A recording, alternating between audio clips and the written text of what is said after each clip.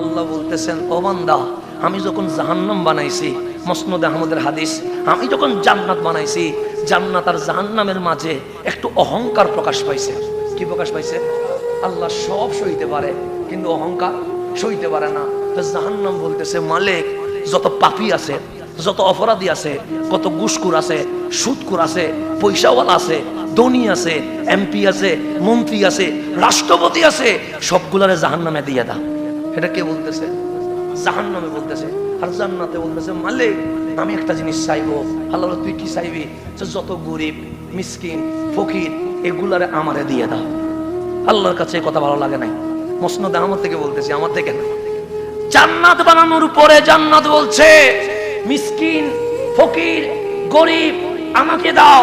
আর জাহান্নাম বলছে, যত ধনী, শিল্পপতি, কোটিপতি, ক্ষমতাওয়ালা, সুদখোর, ঘুষখোর, জেনাকারী, হানাহানি, খুনি, সবগুলারে আমারে দিয়ে দাও। তো আমার রাসূল বলছে, যখন জান্নাত জাহান্নাম এই কথা বলছে, আর আমরা বলছি, ইন্না হুদনা ইলাইকা, মালিক, আমরা তোমার দিকে চলে এসেছি।